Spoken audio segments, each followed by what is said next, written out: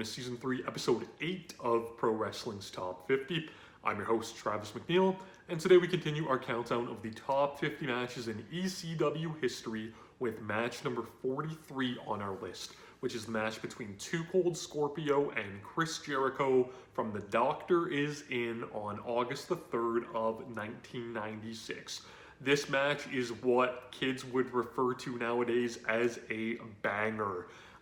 Not a ton of story coming into it, just two guys going all out to put on a show in what would ultimately be Chris Jericho's final ECW match. Jericho is one of those guys like Malenko and Guerrero and Benoit and Mysterio, Psychosis, Juventud Guerrera, where he was in ECW for a very short period of time before making that transition to WCW, but the time that he spent in ECW was very, very memorable, that he's looked back on fondly as one of those, original ECW guys. He would have this match and then show up in WCW a couple of weeks later. This match, it does have a little bit of story throughout the spring and summer. There was turmoil surrounding the ECW World Television Championship. Scorpio had lost it to Shane Douglas at matter of respect. Shane Douglas had lost it to Pitbull number 2. Pitbull number 2 had lost it to Chris Jericho. And this all came to a head at a very famous four-way dance at Heat Wave 1996 that would see Shane Douglas ultimately regain the ECW World Television title. So at The Doctor Is In the month following, all four men, I should say, were split up into two individual singles matches, Douglas and Pitbull number 2 for the television title, and Scorpio and Jericho in Jericho's farewell. This match, it starts really heated. These guys, are going nose to nose, and we get some shoves, but it is quite respectful in the early goings, and you can tell there's that mutual respect there that both guys have for each other and their respective athleticism. There's clean breaks, and there's a lot of space given after moves, a lot of standoffs and things like that. Something that blows me away in this match is how fantastic Too Cold Scorpio is on the mat. He's someone that, rightfully so, we look at as this legendary trailblazing high flyer, but man, that dude can go on the mat. He locks Jericho in so many just crazy, nifty, almost like lucha-esque holds, just tying up whatever limb he can. It really, really impressed me. And when you go and you watch a lot of this old ECW Scorpio, you see a lot of that in matches against guys that were also proficient in a technical setting like Jericho or Dean Malenko especially. You really see that different side of Scorpio. It's great. There's just so many layers to how good he is. And it's funny with Too Cold Scorpio because he's someone that, even though he gets so much love on the internet and on Twitter nowadays, he's still going as good as he ever was, which is just crazy. He works lots of independents now, and he's getting to work with all of the new generation of high flyers, and it's really, really awesome and really cool to see.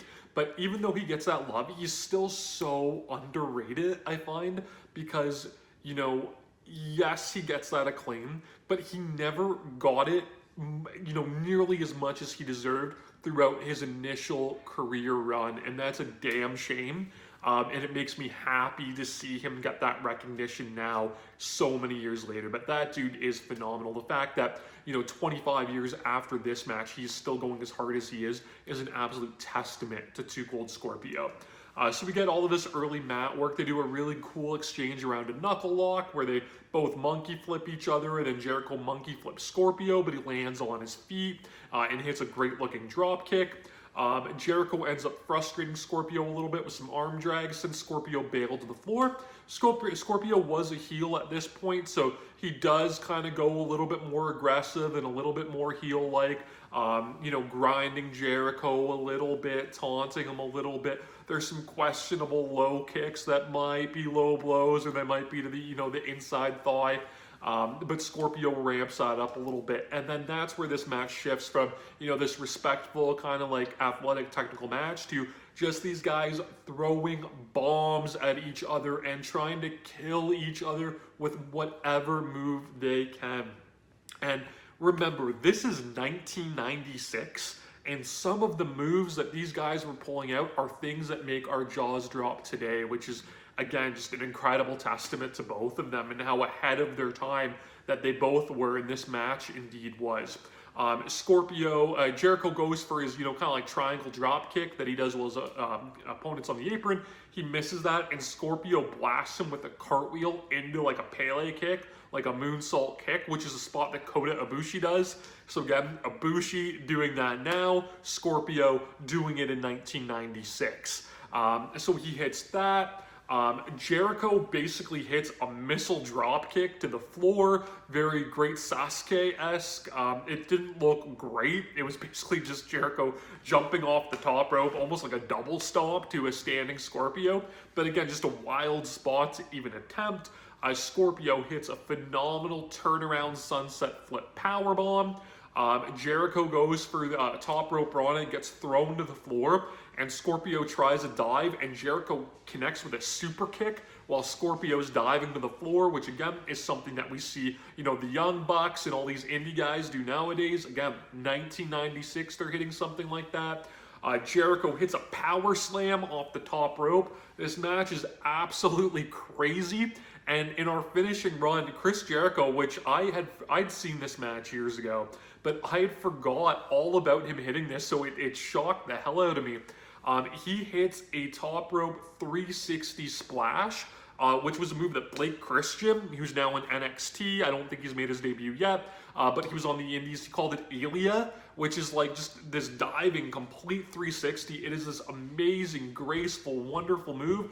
And that just the degree of difficulty to pull that move off is immense. And Chris Jericho busted out in 1996. So he hits Elia, misses it. Scorpio puts him down with a tombstone pile driver. And then just in an incredible, unforgettable to me finish. This one I did remember. Scorpio goes up top, and I think for the first time I had ever seen him hit it in his career, he hits a shooting star press.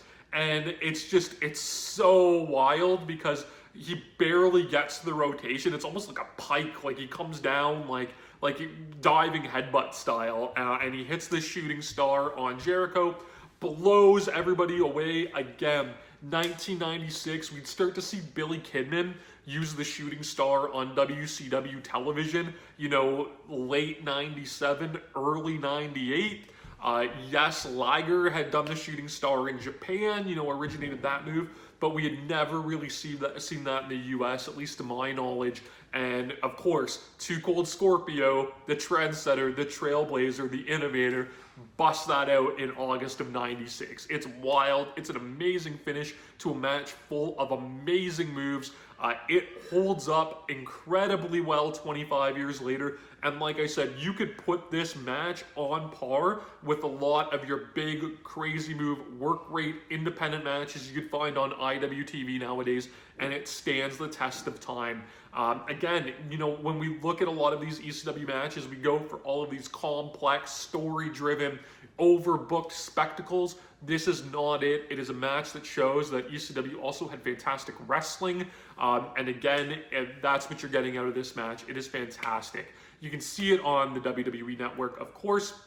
You might be able to find it on Peacock. I know I keep saying this, but if it's not on there, I'm sure you can hunt it down online. It's a great match worth your time. You can subscribe to my channel here on YouTube so that you never miss a video. Follow me on Instagram and Twitter at Wrestling50. And please join me again tomorrow as we continue to count down Pro Wrestling's Top 50.